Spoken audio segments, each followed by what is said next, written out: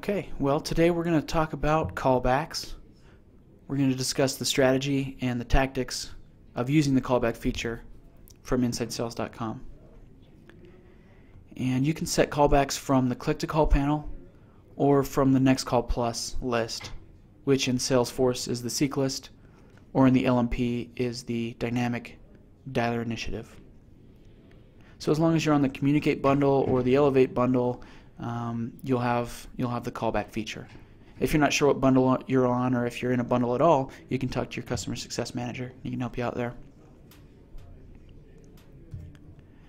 But to set the stage for why to use callbacks and how to use callbacks appropriately in the InsideSales.com system, we want to look at how reps typically manage their dialing strategy. Typically, they're going to have multiple lists, create different list views. One based on industry, another on title, maybe targeting a certain size company or even revenue, etc. And as the rep dials through these lists, he may get bored of one list and switch over to another one, right? And give some time to one list and some time to another. But you're going back and forth between these different lists, which isn't very efficient, because it's hard to keep track of who you've dialed on these lists and who you haven't, and how can you be persistent if you're not sure who you called last, etc. So not efficient there. Another side effect of these multiple lists is not having confidence that you'll actually reach out to a lead again, right? Not knowing when you'll call them again. So when a rep gets a hold of a lead and has a good conversation, but maybe doesn't move it forward in the progress, they say, you know what, I need to create a callback because I want to follow up with this guy again. It sounded like a good candidate. Or even if you didn't get a hold of the person, you didn't have a conversation, you might think that based on the data on the lead record, you might think, hey, this is a lead that's likely going to close. I want to follow up with this one in particular because, again, I'm not sure if I'm going to see this one again anytime soon. So I'm going to create a task to call back or to follow up on this lead.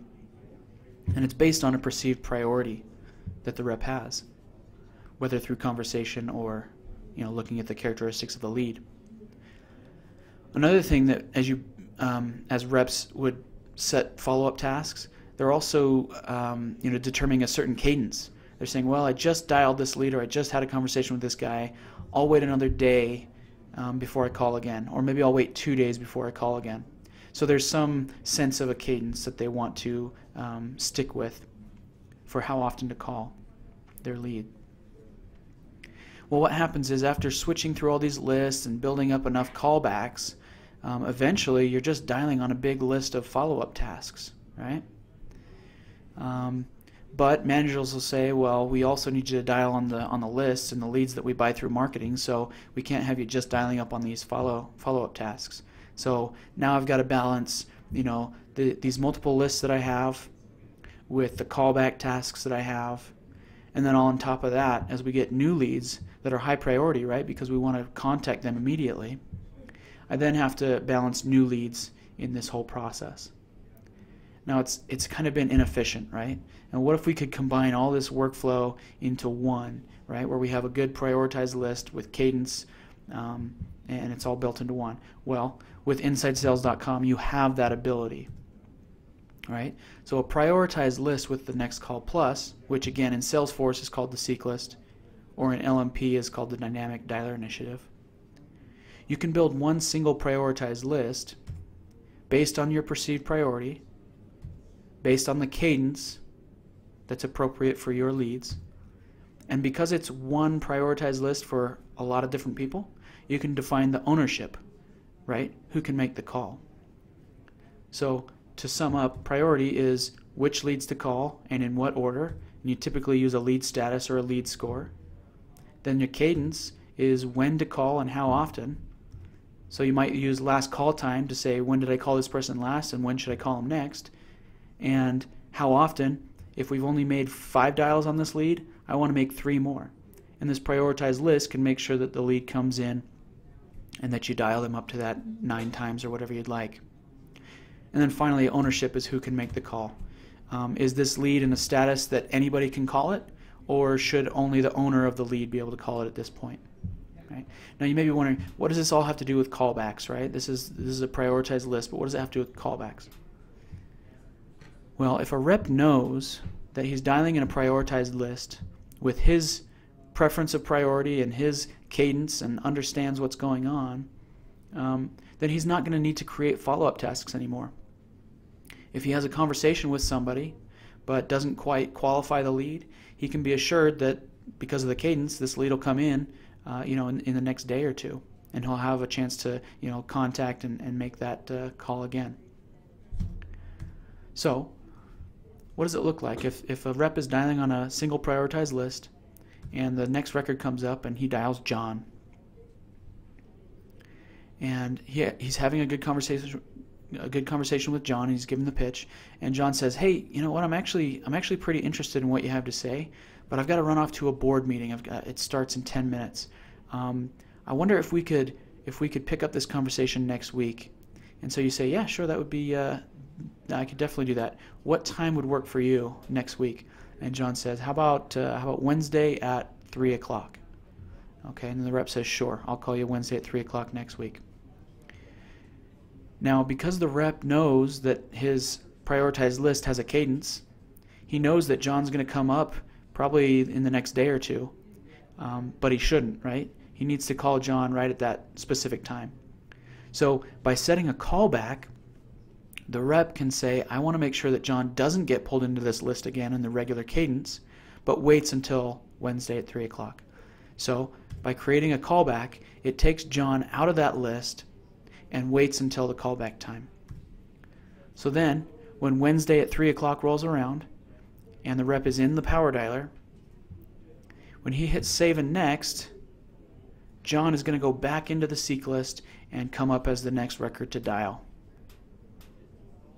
So it's a great way to manage callbacks, manage follow-ups for leads that ask for a follow-up that's outside of your cadence that you've built into your single prioritized list.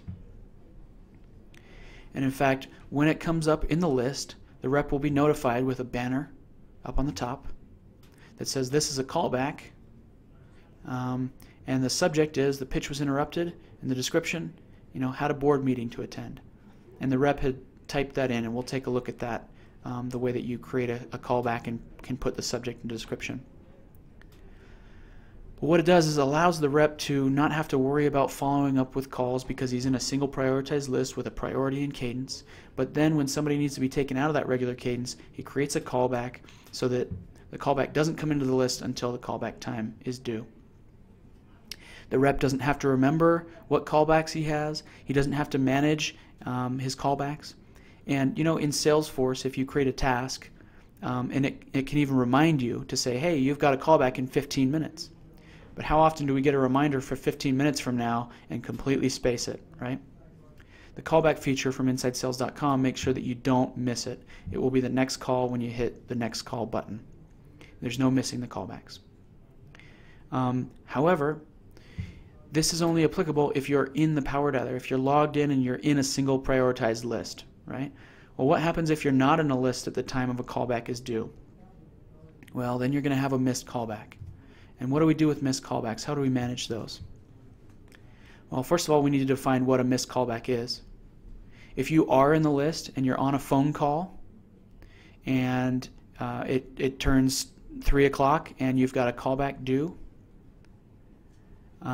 we don't necessarily want to call it a missed callback because just because it's 3 o'clock. If you get off the phone at 3:02 and then go to make that call, that would be sufficient, right? So we want to make sure that we've got a grace period. And in fact, there is a setting in the company settings called Callback Grace Period. And this setting gives you the ability to determine how much time before a callback is actually determined or called missed. The default amount of time for the callback grace period is 10 minutes. So if I'm on a call at 3 o'clock and a callback comes up due, if I don't get off my call and hit next record within 10 minutes, then the callback is missed.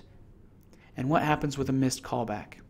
Well, we don't want to just ignore it. We want to either reschedule it or have somebody else call it, or just remind me and say, "Hey, bring that callback back into my list when I'm ready." Well, that that action is defined by a setting called who can call back. And this is found on the seek list setting or the dialer initiative setting. And we will take a look at this in the actual environment. But the who can call back setting basically says you have three options. You have only the owner, you have all users, or you have only the users in this prioritized list that we're in. Okay, so after the grace period, who can call back? If it only goes back to the owner, then only the owner will be able to make that call back again. Now, that means that if you set a whole bunch of callbacks, that here's what you're going to get. When you're logged into a single prioritized list, you're going to get your list of all the callbacks, whether they're due or whether they're past due, right? Your missed callbacks. And you're going to get this big, long list of callbacks, and that was a problem, right? Because then you're only calling on callbacks. And callbacks are the #1 priority. They will be at the top of the list if you have outstanding callbacks, and they will take priority over call nows. So your immediate response efforts will go wasted if you have too many callbacks in the system, because the callbacks will take priority and you won't be taking call nows. And then it also takes priority over your regular cadence. So you won't be calling the regular priority lists if you have too many callbacks. So for that reason, it's very important to understand the appropriate use of the callback. You set a callback when you and the client have had a conversation and you've agreed to call back at a certain day and time. And to be honest, you don't want to send it too far out in the future. If they say, hey, now's not the right time, I'll probably be ready for this in 6 months, it's not a callback that you're setting, it's a different lead status that you need to put them in. You know, maybe a nurture status, which runs them for 6 months, and then they'll come back into the lead list. But you want to use callbacks very sparingly because they are the #1 priority, and if you get a log of them, then you're not gonna be able to take advantage of call nows or your regular priority list. Okay, so let's go ahead and take a look at the settings of a callback, how to set it up, and how to use it. So as we're in Salesforce, if we go to a lead, let's open up this lead here. Once we place a dial to this lead by clicking on the highlighted phone number here,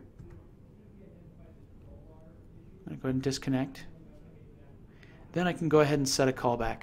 Now when I hit the set callback button, I'm going to get the callback options coming up right here. I can set the date. We'll say next Wednesday. And then there's a your time and their time. This time difference is based on their area code. So if their area code is on the East Coast and you're on the West Coast, and they say, hey, call me back at 3 o'clock my time, then you'll go into their time and set it for 3 o'clock. And your time will automatically adjust. Then you can set a subject. You can say that the pitch was interrupted. And you can put a description. Say he had a board meeting. In Salesforce, you can set a reminder for this task, meaning that if you're not in the Power Dialer, you can get a reminder, just a regular Salesforce reminder that says, hey, you have a callback coming up. But it's a 30-minute reminder. It's 30 minutes ahead of time. And again, how many times have you had a 30-minute or even a 15-minute reminder and you've completely forgot to follow up? So it's not the best way, but it is a little bit better. In the LMP, there is no reminder. You can't set that reminder. So that's when missing the callback becomes, pretty important, and the action that happens after missing a callback needs to be set. So once we've created our callback, we'll go ahead and set it. And if I refresh the page, I'll see that the callback is now an open activity. We set it for 421, and it was a pitch interrupted. So there's our open activity that needs to be called back. Now let's take a look at the other settings that we've talked about. Let's talk about what if we, what about the callback grace period? How much time do we have to make a callback? That's done through the Inside Sales tab. Scrolling down to Manage Company Settings.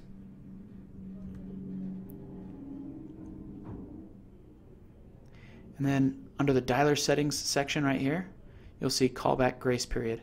Again, it defaults to 10 minutes, and you can set that to any number of minutes that you choose. But then after this callback grace period, where the owner of the callback gets a chance to make the callback, then what happens? Well, that's set within the dialer initiative or the seek list that you've created. So if we open up our list that we've made, I'm going to go to seek lists. I'm going to edit this list. On the front page settings, so we scroll down, there's callback settings right here. Who can call back? Only the owner, all attendees of the initiative, or all users. Again, this will make sure that the owner of the callback will get the callback even if he misses it, right? And if you set it for 3 o'clock and you aren't in the dialer initiative, or maybe you're on a call until 3:30 and you decide, you know what, I better reschedule this callback, you can reschedule it right there from the list because it'll pull it up for you.